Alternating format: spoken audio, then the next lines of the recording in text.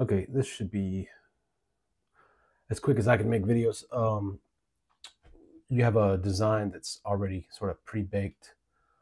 This one right now has a text layer. You're not generally going to get them like this. So, say you get it in. I'm going to go ahead and convert this to a curve to simulate what you would be getting. And I'm going to join that with the background. So now this is all one solid SVG. You can see the nodes. Now, if I wanted to change the color, say, of this heart, I can go to one method is I can go to the node tool. I can zoom in. You can hold the Alt key and draw around the nodes that you want to select, and then hit the delete key. I'll hit Control Z to get them back. You can drag a box. You just have to be a little neater sometimes if you get into tight areas, that kind of thing. What I like to do if something is standing on its own like this, which a lot of these things are, you would only come into contact with something if you needed, if these were touching, say if these were overlapping. But if they're not, you can take the vector flood fill tool. It doesn't matter what color it's set to. And so that did the whole thing. I don't want to do that. Okay. So with nothing selected, and I hit the vector flood fill, should just filled in that one heart. Say I'm going to do this heart as well. So now I want to delete these two hearts. What I can do is I'll join those two to make them one object by going to the add, and then I will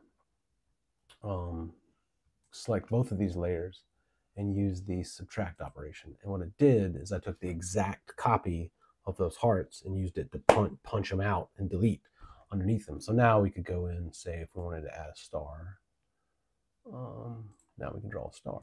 Let me just say that now our design, instead of hearts, is a star. Maybe it's a little more masculine if you're doing it for a guy. You could go tilt it at an angle or something like that. Do a black star, hold down the control key, and I'll do shift at the same time so that I can drag it straight across and say maybe I want to tilt this one the other direction. You can go down here to the transform and do the actual, math if you wanted to be perfect. But anyways, so now you can go and just add all those together and you're back to where you started. So if you wanted to change the color of anything, we've done the vector flood fill on, all kinds of stuff. I can bring up a one of my palettes, one of my color palettes, maybe. And that way I, decide that I like these colors. I want to do some of these over here. So now when I go to vector flood fill, I can go and pick a color and, put it wherever I want it in that design. So, anyways, that's how you change color. That's how you delete things. Now, if you needed to change some text, you could just do the same thing. You can delete one letter. If you know the font, though, then you should be set. All you need to do, what I would do, if you want to keep the size and everything referenced, what you could do, again, go to the that layer, take your vector flood fill, and fill out the 1970. I'm going to take the 1970 over here, select all of them by holding down, click the first one, hold down shift, and click the last one. I'm going to join all those together. Now I'm going to make a copy of this one by hitting Control J just to keep a reference copy so that I can get the size about right and just to make sure that this text has been stretched at all, that I sort of match it as best I can. You can do that by just taking, holding down Control and dragging a copy of the whole design over as a visual reference also. You can do that, but it's just, sometimes I do it that way, sometimes I do it this way. But what I can do is I can lock that one copy.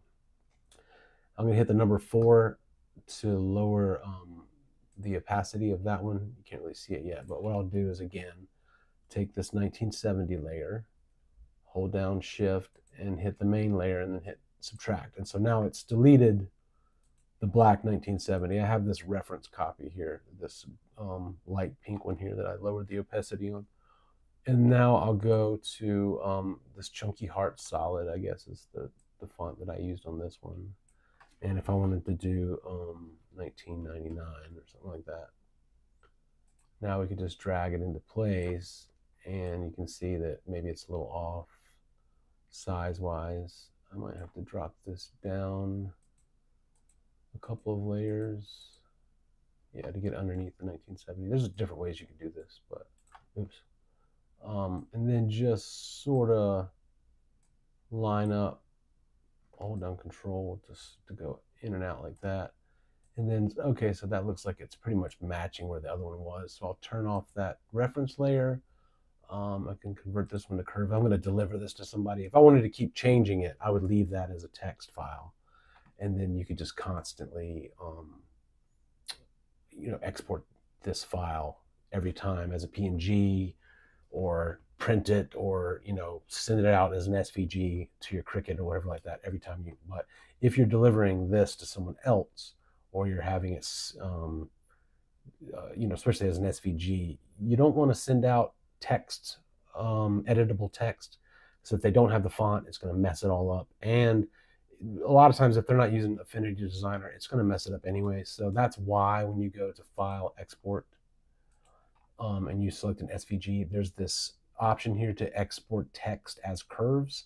So if you don't go and change it by going to the text layer and hitting convert to curves, which turns this into not text anymore. Now it's shapes. It might as well be circles and squares and stuff.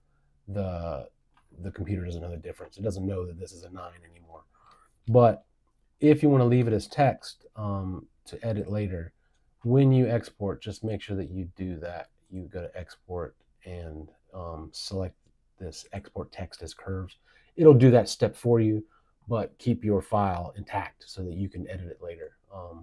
But like I set up presets for Cricut, and I don't think it has it that way. But this is mostly different in-house stuff, my stuff. So, but if I were, when I deliver stuff to people or do favors or whatever, I always deliver text as curves, because not everybody has all the fonts that I have, and I don't have to every time say, this is the font, blah blah blah blah blah, or include the font file with it, that kind of thing. So, generally speaking, you want to export these out converted, and if you're doing just one color, you're going to do it as one layer. And so this is when people run into problems like you're having, where it's not editable, and you want to be able to edit it. So what you do is, like, you just do those knockouts, like I said, with the flood fill tool. I drift it all up because I didn't delete that this layer. But you see what I mean. Just either use the node tool and delete the ones that you want, and if, like, say, if you just wanted to edit some bits or that kind of thing, you can. If you needed to, if you didn't like these little squares here, you could go and fill in that area in between. We'll fill it in black, and then when you go, since we now have this one, we can take that piece, hold down Control, select the main graphic, the background layer, and this shape that we've created with the flood fill, and hit subtract. And now you've got that box is gone, and this has been filled in. So we can do the same thing with the C. We can go to our vector flood fill, make sure it's set to black, click our C, and then take this C here. If we didn't have it, like, say if that wasn't there, we would do the same thing. We would go to the main graphic, this background. We would take our vector flood fill. I'm going to set it to another color just so I can tell the difference. And then I'll take that shape and subtract it from the main graphic, and we've essentially gotten rid of our frame and made the text an invert, sort of. So that's just a little trick to do that. But yeah, just if you start to think about all these things as shapes, and you can use shapes to punch out other shapes, then it becomes pretty fun and pretty easy after a while. Just remember, there's not a whole lot of tools here, but there are definitely more than one way to skin a cat. You can do the several different ways to get you the same result. And I tend to throw myself a curveball and try to do it differently, different ways, different times. And sometimes I have to do it a certain way, or sometimes it just makes more sense. But you'll pick up these little tricks along the way. And anyways, reach out with any questions before I get too much further off the road. I like to diverge, but yeah, have fun with it. Your soccer ball, one of the members had a soccer ball thing, and it's going to be the same thing. This is your soccer ball. Click on it. If it's an SVG, you don't have to use the vector flood fill. You can just literally, with the move tool selected, change the color of the entire design, obviously. But if you've got a number in there that you need to change that's not changing, then you'll have to punch it out with a vector flood fill, or go in and hit the node tool and delete that part, and retype it. So sorry about the confusion with the editability of things, but it's just the way it has to be delivered to other people that are not using the same program as you. So anyways, have a great one, everybody. See you around this week, I hope.